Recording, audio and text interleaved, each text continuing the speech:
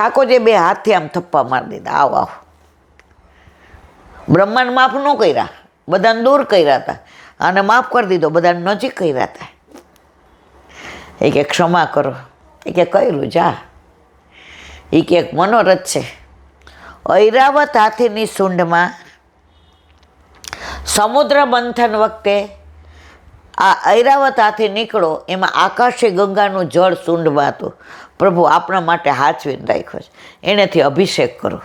અને આ સુરભી ગાયના દૂધથી ને આપને સ્નાન. પ્રભુ કે વાંધો નહીં. તો એ સુરભી ગાયના દૂધથી પ્રભુને અભિષેક કર્યો. એ દૂધનો ભરેલો કુંડ આજની તારીખમાં જે વૈષ્ણવો ભગવદીઓ છે એને દર્શન થાય, મને તમને ન થાય. હજી આપણી આંખો ચર્મચક્ષુ ચામડાની. આપણને લોકો ઝઘડો કરતા હોય ને આખા દૂર હોય તોય દેખાય. સાચી વાત છે ને? હજી આપણી બધી ઇન્દ્રિયો લૌકિક રીતે ટેવાયેલી છે. એકવાર તમે પ્રભુના દર્શન કરો પછી તમને આવું બધું જોવાનું મન શું કામ થાય છે? એકવાર તમે ઠાકોરજીના લીલાના કર્ણથી ને કાનથી ને સત્સંગ સાંભળો, પંચાયત સાંભળવાનું શું કામ મન થાય છે? એકવાર આ મોઢેથી ગુણગાન કરો પછી પ્રપંચ કરવાનું શું કામ મન થાય છે? એકવાર આ હાથથી પ્રભુનો સ્પર્શ કરીને સેવા કરો પછી આ હાથથી તમને ખરાબ ને ખોટું કરવાનું કેમ મન થાય છે? એકવાર આ પગ દોડી દોડીને પ્રભુ પાસે જાય છે તો આ પગથી બીજાના ખરાબ કરવાનું મન કેમ થાય છે? જ્યાં સુધી બધું મન થાય છે ત્યાં સુધી હજી આપણે 84 લક્ષ્યોનીમાં આંટા મારવાના છે મારા વાલા. પણ એકવાર નક્કી કરી દો. ઘણા પ્રપંચ કે પ્રપંચ થતો હોય ને પટલાય, તો મેં એવા વૈષ્ણવ જોયા છે, કાનમાં પૂંબડા ભરાવી દે કે સંભળાય નહીં. અને થોડું ઘણું સંભળાય ને તો એમ કે ઈલા આપણને અનુસંધાન ખબર ન હોય, જે બોલતા હોય એ બોલવા દે. એ કે હું તો ઘરમાંય મારે 3 વહુઓ છે, એ 3 હથપથ કરતી હોય ને એટલે આપણે બહાર હિંચકે જઈને આપણે પાઠ કરવાના. કાં આપણે કેટલું બધું વાંચવાનું છે, વલ્લભનું તો વાંચવાનું કેટલું બધું છે. પણ ચિત્ત શેમાં હોવું જોઈએ? મારું મન મને ગમતું નથી રે ભવનમાં, મારું ચિતડું શ્યામ સુંદરમાં, મને ગમતું નથી રે ભવનમાં, મારું ચિતડું શ્યામ સુંદર. જો શ્યામ સુંદરમાં એકવાર મન લાગી ગયું, जब तन की आंखें खुलती है तो संसार दिखता है, जब तन की आंखें खुलती है तो संसार दिखता है, लेकिन मन की आंखें खुलती है तो मनमोहक दिखता है, लेकिन मन की आंखें खुलती है तो मनमोहक दिखता है. नजर बदलो नजरिया बदल जाएगा, चांद को देखो चांदनी दिख जाएगी. नाना था तो आ शायरी गाता था कॉलेज में. चांदनी चांद से होती है सितारों से नहीं, चांदनी चांद से होती है सितारों से नहीं, मोहब्बत एक से होती है हजारों से नहीं, मोहब्बत एक से होती है हजारों से नहीं.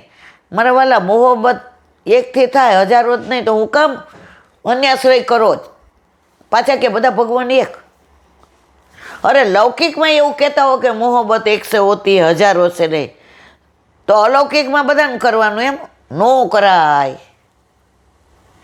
તારા ઘરે તારે માથે બિરાજતો તારો ઠાકોરજી જ તારું સર્વસ્વ છે. એ એકલો તારો છે, બાકી બધાય બધાયના. જે બધાયના હોય ને કોઈના ન હોય, સમજી લેવાનું. હવે કાલે ગોવિંદ કુંડ. બોલો વલ્લભા. વાત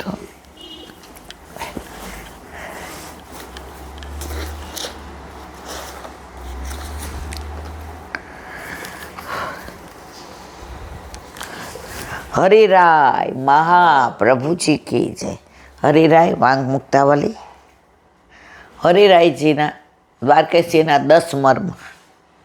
આસરો એક શ્રી વલ્લભાધીશ, માનસી રીત કી મુખ્ય સેવા. આખું સરસ છે, છેલ્લે આપણે ગાશું. આ 10 મર્મ જીવનમાં આવી જાય ને તો નિર્મમ થઈ જઈએ. વાંચીએ છીએ ઘણું, સાંભળીએ જ ઘણું, પણ આચરણમાં મૂકતા નથી. પણ કાંઈ વાંધો નહીં, કાળમીન પથ્થર ઉપર રોજ પાણી ઢોળીએ ને કોક દી તો ખાડો પડશે. એમાં પેલો મારો, હું અહીંયા બોલું ત્યારે બધાને કેવી વાલીને હારી લાગુ, બહાર જાય એટલે સંસાર જ. મર્મ 10 કૃતિ વચન વિશ્વાસ મન ચિત્ત આને, ભગવદીય જાન સત્સંગ કરે, ના દેખે દોષ અરુ સત્ય ભાખે, પુષ્ટિપથ મર્મ 10 ધર્મ યહ વિધ કહે, સદા ચિત્ત મેં શ્રી દ્વારકેશ રાખે. એનું ગુજરાતી 10મું મર્મ વિશ્વાસ છે. આપણો ડગી જતો હોય તો વિશ્વાસ. આમ એમાં મસ્તીથી સેવા ને ઠાકોરજી મારા આમ ને આમ, પણ કાંઈ થોડુંક એવું બને વિશ્વાસ ડગતા વાર નથી લાગતી. એક બેને ઠાકોરજી પુષ્ટ કરાવ્યા અને એના વરને કેન્સર આવ્યું. એટલે લોકો એને કહેવા માંડ્યા, લે જા કર પુષ્ટ કરાવો. ઘરમાંય બધા કહેવા માંડ્યા, તારા આગ્રહથી પુષ્ટ કરાય. આ બધું બહાર પધરે એવી બધા ભગવાન અંદર ખોટા હતા. ઓલા બેનનો મારા ઉપર ફોન આવ્યો, મને કે આવું થયું. મેં તો તમારું મન શું કહે છે, વિચલિત થાય છે? મને કે જરાય નહીં. મેં તમારો વિશ્વાસ ડગે છે? મને કે જરાય નહીં. મેં જો મારા વાલા કેન્સર આવ્યું કેવું છે? મને કે પ્રથમ સ્ટેજમાંય નથી, હજી પહેલું બતાવવા ગયા તરત. એટલે ડૉક્ટરે કીધું 2 જ કીમો લેવા પડશે, ઓપરેશન નહીં કરવું પડે, મહિના પછી દુકાને જતા થઈ જશે. તો મેં કીધું મારા વાલા, કર્મો પ્રમાણે સજા બધાએ ભોગવવી પડે છે. ઓલો વાલ્યો લૂંટારો જ્યારે લૂંટ કરતો હતો પછી વાલ્મીકી બન્યા, પણ ઓલા લૂંટારા તરીકે તો બધું ભોગવવું પડે ને. આજે હું અત્યારે આનંદ કરું સત્સંગ, પણ ઓફિસમાં ક્યારેક પ્રપંચ કર્યો હોય, ક્યારેક ખોટું બોલ્યા હોય, ક્યારેક ખોટો કોકને મેમો આપ્યો હોય, તો અત્યારે ભોગવવું ના પડે? પછી કહું મને બહુ દુખે છે ને મારા હાથ આમ નથી થતા ને મને બીપી. પણ બેન તમે જે કર્યું, પ્રભુ એટલો કૃપાળુ છે કે ગોદમાં લઈને ભોગવાવે છે કે તમે ઈલાબેન કર્યું તું, ભોગવવું તો પડે, પણ ગોદમાં લઈને. છોકરું પડી જાય ને, ગમે એવું વાગ્યું હોય ને માને ખોળામાં આવે ને અને માં પેટ ભરાવે ને એટલે હશે, એ ભૂલી જાય કે મને વાગ્યું હતું. તો પ્રભુ આપણને ગોદમાં રાખે છે. બાકી પડવાનું ને વાગવાનું લખ્યું છે તો થવાનું જ છે. એમાં ભગવાનના પુષ્ટ કરવામાં કાંઈ તમારે ચિંતા કરવાની જરૂર નહીં. જે કર્મો હોય એ તો બધાએ ભોગવવા પડે. સંચિત કર્મો, સ્થાયી કર્મો, એ જ્યારે દસમ સ્કંધ આવશે ત્યારે આપણે આનું વિવરણ કરીશું. અખિલના અંતર્યામી આત્મા એવા ભગવાનમાં અખંડ વિશ્વાસ રાખો. ભાવને ખંડિત ના થવા દેવો. આપણો ભાવ વારંવાર ખંડિત થઈ જાય. શું કામ? લોકો આમ કહે છે. અખિલના અંતર્યામી આત્મા એવા ભગવાનમાં અખંડ વિશ્વાસ, આપણે ખંડિત ભાવ થઈ જાય છે. કંઈક થાય ને લોકો ચૂંટી ખાય આપણને. મોટી ભક્તિ કરવા નીકળી હતી, અમે ખોટા છીએ, આટલા વર્ષ અમારા ધોળમાં ગયા. આપણો ભાવ ક્યાંક આપણે દ્રઢ રહેવાનો. કુછ તો લોગ કહેંગે, લોગો કા કામ હૈ કહેના. હંમેશા સારા કાર્યો કરો, ભગવત નામ લ્યો, ભક્તિમાં આગળ વધો. એટલે તમારા બધા જે વંચકો છે એનાથી સહન ન થાય, એટલે એ ધૂળ ઉડાડવાના જ. જો હાથી પાછળ ગમે એટલા કૂતરા ભસે, હાથીને શું ફેર પડે? હાથી આમ કરીને સૂંઢ ફેરવે ને ઓલા કૂતરા ભાગી જાય. સૂર્યની સામે આટલો સરસ તેજ હોય, ધૂળ નાખો એને કાંઈ ફેર પડે? એટલે જ્યારે જ્યારે દુનિયામાં સારા માણસો સારા કાર્ય કરે ને ત્યારે એની પાછળ આ બધું કરવાવાળા હોય, ત્યારે આપણો ભાવ ખંડિત ના થવા દેવો, અખંડ રાખવો. મારો પ્રભુ જે કરશે એ મારા હિતનું જ કરશે, અને ખરેખર પછી પરિણામ આવે ને ત્યારે હિતનું જ કરે છે. આપણા જીવનમાં ઘણીવાર એવું બને છે. મેં 45 વર્ષે નોકરી છોડી દીધી તો કેટલા બધા મને કહે સેન્ટ્રલ ગવર્મેન્ટની નોકરી, હમણાં પગાર પંચ આવશે, તમે ઈલાબેન 2 વાર વિચારો, અત્યારે તમારો પગાર આટલો આમ તેમ. મને ઘણાએ કીધું. મારા પ્રભુએ જે પ્રેરણા આપી એ મેં કરી. આજે મને એટલું બધું અલૌકિક આપ્યું મારા વાલાએ, પૂંછડામાં પઈ ગયો પગાર ને પૂંછડામાં પઈ ગઈ નોકરી. નો છોડી હોત તો ઈલાબેન હજી ધક્કાધુંબી ખાતા હોત. તો જે પણ પ્રભુ કરે છે ને એ આપણા હિતનું કરે છે. નિર્ણય આપણે નથી લેતા, ઠાકોરજી લે છે. આપણા દીકરાનું કરવાનું હોય ને તો આપણે 25 છોકરીઓ જોઈ હોય કે દીકરીનું કરવાનું હોય, પણ આપણા ઘરે આપણા માથે બિરાજતો આપણો ઠાકોરજી,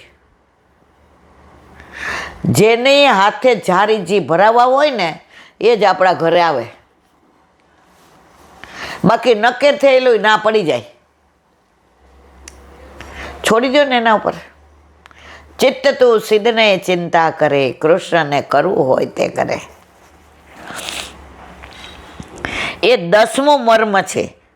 જેવો વિશ્વાસ એવા પ્રગટ ભગવત સ્વરૂપમાં છે તેવો જ વિશ્વાસ ભગવદીઓમાં રાખવો. ભગવાન અને ભગવદીઓમાં ભેદ માનવો નહીં. કારણ ભગવાન દ્વારા ભગવાન ના મળે, ભગવદીઓ દ્વારા ભગવાન મળે. આજે આ સત્સંગ ભગવાન કરવા આવે છે, સેવા ભગવાન કરે છે. આજે આપણે ઠાકોરજી પુષ્ટ કરાવવા હોય તો કોઈક દૂતી હોય જ, આપણે એને કહીએ તમે પૂછી આવી દો ને આમાં શું શું જોઈએ. ભગવાનને પૂછીએ જ તો ભગવાન ભગવદીઓ દ્વારા મળે, ભગવાન ભગવાન દ્વારા ન મળે. તો ભગવાન અને ભગવદીઓમાં ભેદ રાખવો નહીં. બોલો વલ્લભા. આજે બહુ મોડું થઈ ગયું. આ સબ્જેક્ટ બધા એવા છે ને વિષય કે આમ એક ભગવદીએ મને કહેતા હતા કે પુષ્ટિ માર્ગનો એક શબ્દ તમે ફેડો ને સવાર ક્યારે પડી જાય ખબર ન પડે. મને એવા ભગવદીઓનો સંગ થયો છે. એકવાર બાપુનગર કે નિકોલ મને બહુ યાદ નથી, 10 વૈષ્ણવ હું મંદિરે ગઈ હતી, બિચારા ઘરે નહોતી ત્યાં આવ્યા. ત્યારે આકાશના લગ્ન નહોતા થયા. તમે ને આકાશ ને હું 3 જણા, મોટો દીકરો તો અમેરિકા. હવે મેં કીધું હાલો ઘરે. એ કે ના ઈલાબેન 2 બસ કરીને આવ્યા ને તમે મળ્યા નહીં એટલે પાછા ત્યાંથી અહીંયા આવ્યા. હવે 6 વાગ્યા છે એટલે અમને 6:30 બસ મળી જાય. એકાદ પ્રસંગ કયો ને અમારે ધક્કો ઓલોનો, તો અમે તો નારણપુરા બસ સ્ટેન્ડે બેઠા. 10 ને 11 રાતના 10 વાગ્યા. યાદ છે ને? આ ગોતવા નીકળ્યા ત્યારે મોબાઈલ નહોતા. મારો દીકરો ગોતવા નીકળો અને ભાઈબંધને ફોન કરે હું જાઉં ત્યાં. હવે મોબાઈલ નહીં. પછી મારા ઘરવાળાને ખબર આનું કંઈ નક્કી નહીં. એટલે ત્યાં નારણપુરા આવ્યા ને મારો અવાજ તો પહાડી, મને ધીમે બોલતા જ નથી આવડતું. તો ઘરમાં વાત કરો તો મારો અવાજ આવો જ હોય. તો સત્સંગમાં મારો અવાજ સાંભળી ગયા એટલે આણે ગાડી ઊભી રાખી. મને કે તને ખબર જ કેટલા વાગ્યા? હાય હાય. અને મને સૌથી વધુ શોખ હોય ને 3જા ધોરણથી મારી ઘડિયાળ મારા હાથમાં હોય. આજની તારીખમાં નોકરી નથી કરતી પણ મને ઘડિયાળ જોઈએ. જોયું તો 10:05. ઓલા ભગવદીઓ બધા કહે ઈલાબેન હવે બસ મળશે અમને. પછી મારા દીકરાને ફોન કર્યો, બીજી ગાડી લઈ આવ્યો, 2 ગાડી લઈને મૂકી આવ્યા. પણ એ જે આનંદ આવ્યો 4 કલાક માહે પડ્યા મહાસુખમાં. તને કેમ જવાનું મન નથી થતું? તારે ઘરે રસોઈ હાથે બધું. મેં તને કીધું તું કે અમારું કાંઈ નક્કી નહીં, પણ તે શું કીધું? ના એકવાર આ રસ જે ચાખી જાય ને, કોન રસ ગોપીને લીનો ઘૂંટ. ગોપીઓને કે છે રસ કેવો ઘૂંટો છે. મહેંદીને જેમ તમે લસોટો એમ રંગ આવે, ચંદનને જેમ ઘસો એમ સુગંધ આવે. તો આ રસ એવો છે, એકવાર અંદર જાઓ બહાર નીકળવું મુશ્કેલ. દયારામભાઈના ચંદ્રાવલા.